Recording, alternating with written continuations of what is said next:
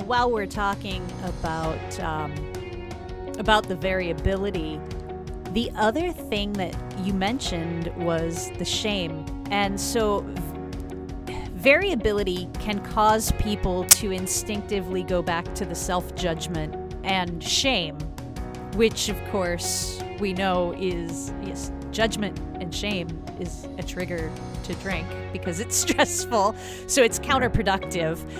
So talk a little bit about how people who are experiencing the variability can better deal with that self-judgment and poor self-talk and shame that comes from having that experience. That's right. And I'll say one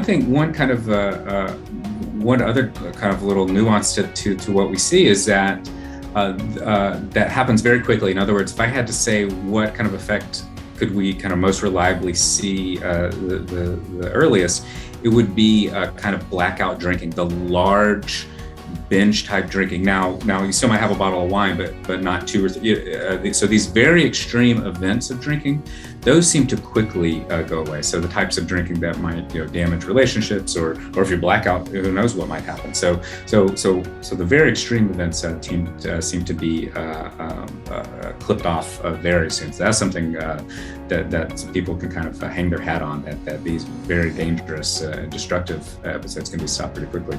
Yeah, you're right. One of the things too that I emphasize is that along with 100% compliance, and just a couple basic things, is to really kind of let go of some of these kind of internal habits that people have had. A lot of times people want, most of the people that we work with, they're very,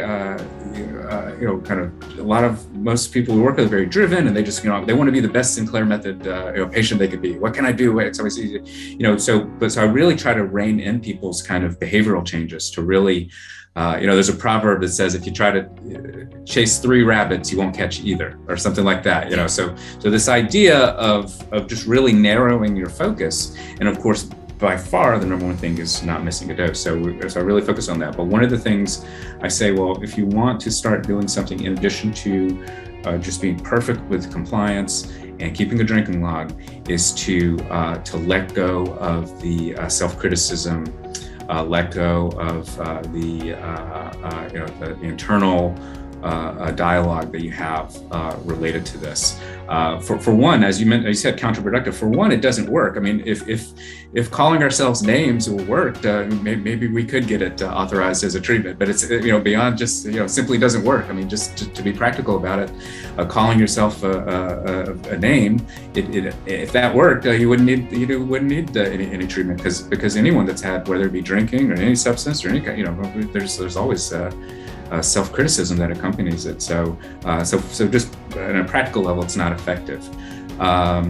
So that's one thing that we, and again, in terms of, mindfulness, this is kind of where mindfulness comes in.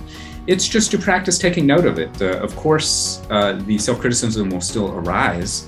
This has been a habitual mental pattern for a very long time. So it's not you can't really kind of say, well, I'm not going to have negative thoughts about myself over the next 30 days. And that's not going to work. But the point is to become aware of those, and just not to kind of become preoccupied by them, to not believe it, to not take it as some sort of a truth, just to be aware that there's some part of your brain that's being critical, and that's something you want to move away from. Go ahead. Oh, no, go ahead.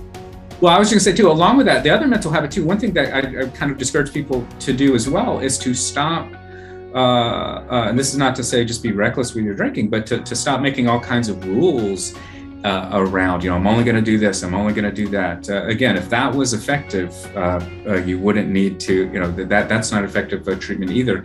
Or, you only can sustain that for a certain amount of time. I'm only going to drink on the weekends if I don't have the kids, or if I, it's like people have all kinds of internal systems like that.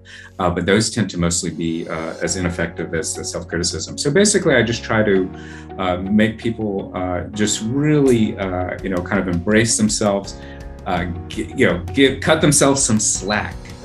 This you're doing great. This is, you're here. there's no reason to just keep kind of beating yourself up like that. That's so, and kind of saying that that's part of what the end game, like for the Sinclair method, looks like as well, that you're not beating yourself up. And then also you're not making all kinds of rules for yourself. I mean, that the behavior itself is not something you're preoccupied with controlling. So